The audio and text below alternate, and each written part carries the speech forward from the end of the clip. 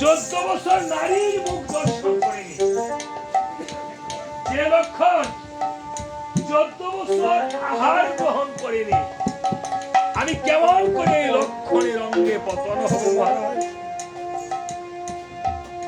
রাবণ বলছে, ওরে শক্তিশাল,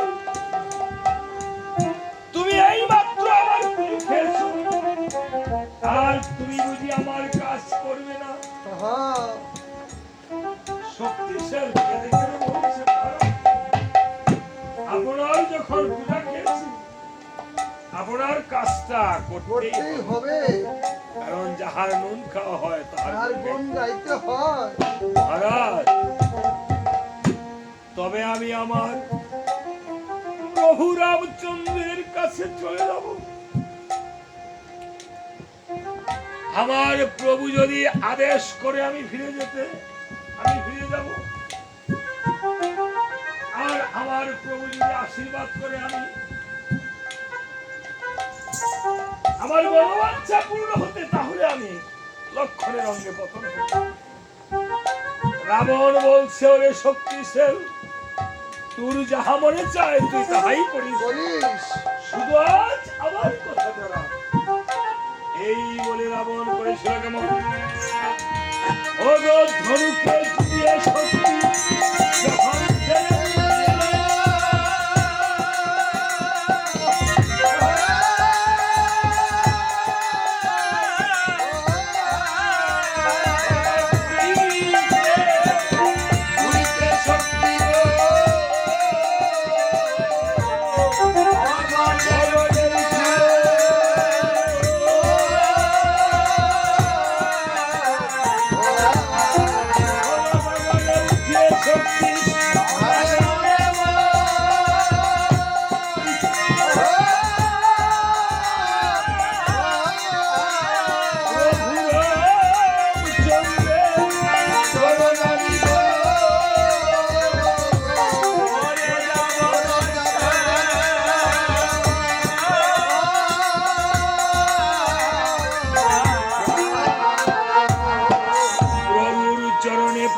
করেছে,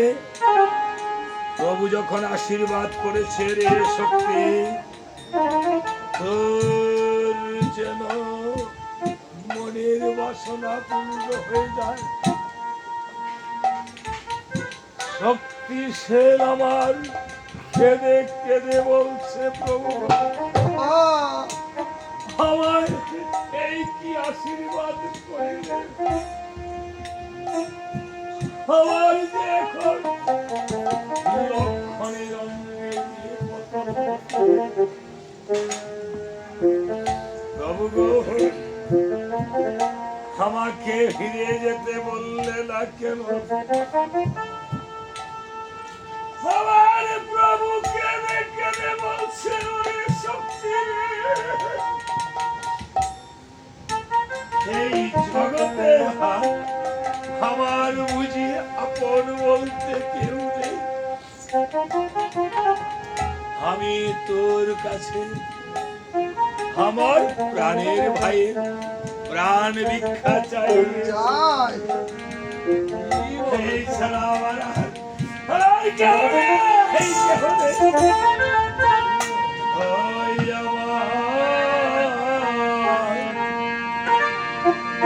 আমার লক্ষণ বিনা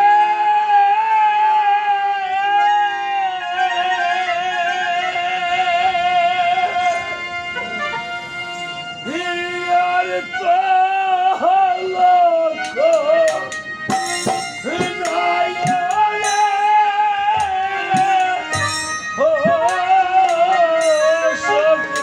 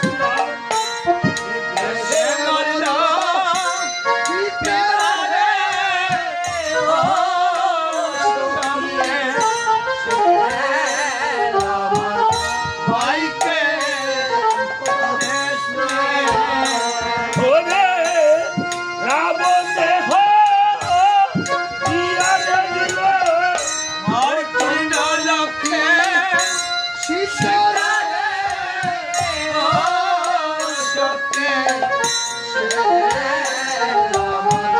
ভাইকে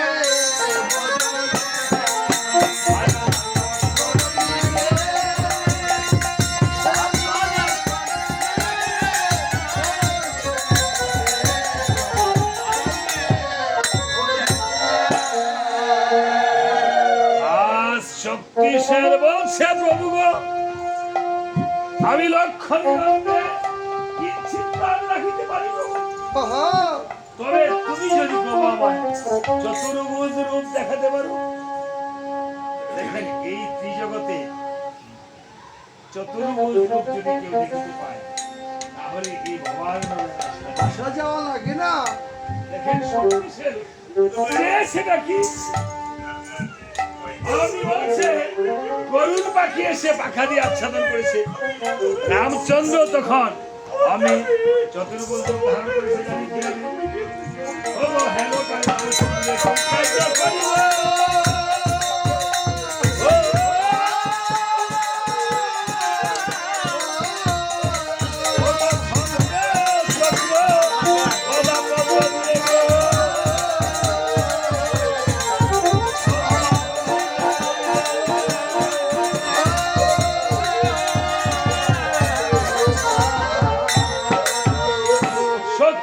বলছে প্রভু আমি বোঝাচ্ছি প্রভু আমাকে আশীর্বাদ করি, আমি যেন লক্ষণের অঙ্গে প্রাণ রাখিতে পারি। কে বলছে লক্ষণ যদি প্রাণে বাঁচতে চাও তাহলে একবার প্রভু নারায়ণকে করবে আত্মনাথ পূরণ। প্রভু নারায়ণকে যখন করেছে আত্মনাথ পূরণ, শক্তিশালী হতে পারছে না প্রথম, এদিকে স্বর্গে থেকে ভাবছে দেবগণ এইভাবে যদি করেছিল কেমন অহংকার দিয়েছে, অহংকার করেছে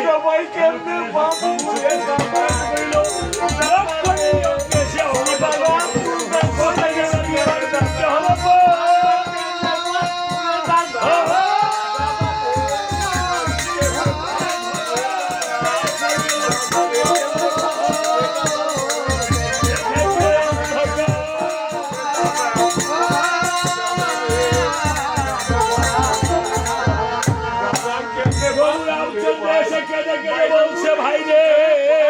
কি করবো রে তোর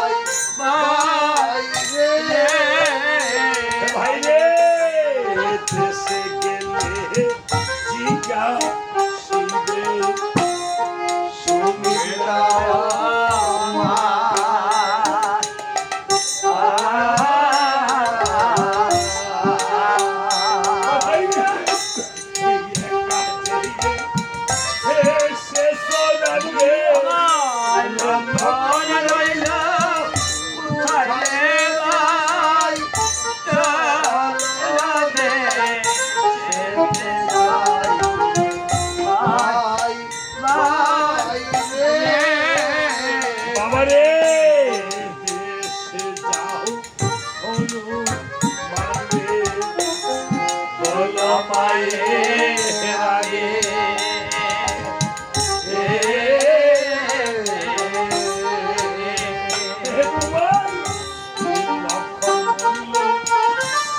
শক্তিশালী গোবা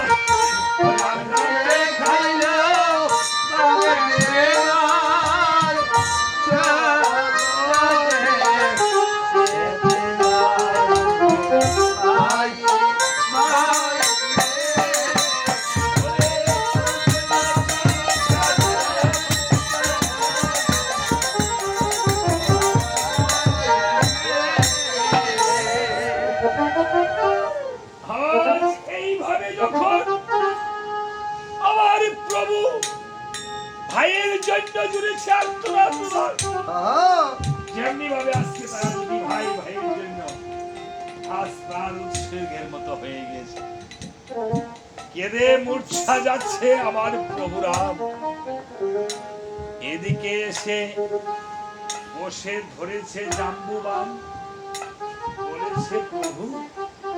এদের তো কোনো লাভ নেই আমাদের ভল্লুক জগতে একখানা বৌদ্ধ রয়েছে সুসেন বৌদ্ধ সুসেন বৌদ্ধকে এনেছে সুসেন বৌদ্ধ এসে দেখিবারে পায় কিঞ্চিত যেন প্রাণ আছে দেখা যায় এই বস্ত্রটা বলো ছেলেরা এসে একটু দান করে দিতে নিয়ম যদি দান করে ছেলেদেরকে বা ভাইদেরকে বলো একটু দান করে দিতে বস্ত্রটা তখন সুসেন বৌদ্ধ এসে বলছে প্রভু গো প্রাণ তো রয়েছে তবে অর্ধ রজনীর ভেতর যদি গন্ধমাদন থেকে কেউ ওষুধ আনতে পারে তাহলে লক্ষণদের চৈতন্য লাভ করানো যাবে গন্ধমাদন কে যাবে হনুমানকে পাঠাও হনুমান ছাড়া কেউ যেতে পারবে না হনুমান বলছে প্রভু আমি এমন শক্তি ধরি অর্ধ রজনীর ভেতর গন্ধমাদন আমি 100 বার আইটেম এখান থেকে গন্ধমাদন 18,000 বছরের পর কেউ বলে 18 মাস কেউ বলে 18 দণ্ড কেউ বলে 18 দিন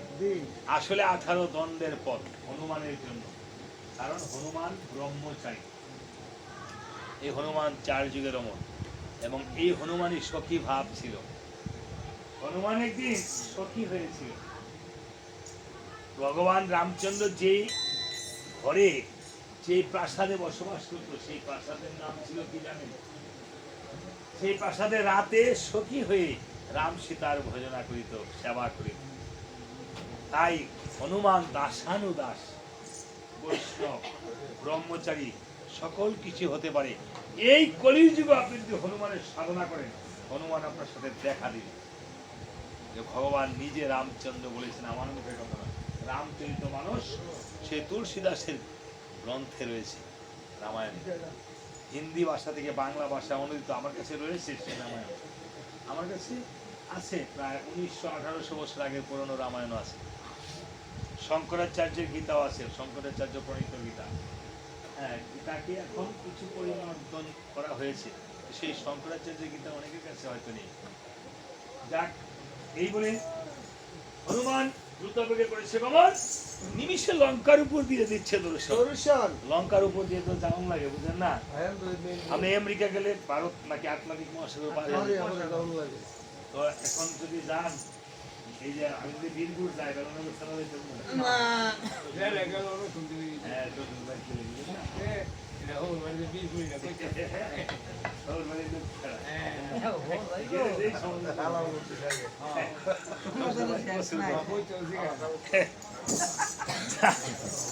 বলছে দেখো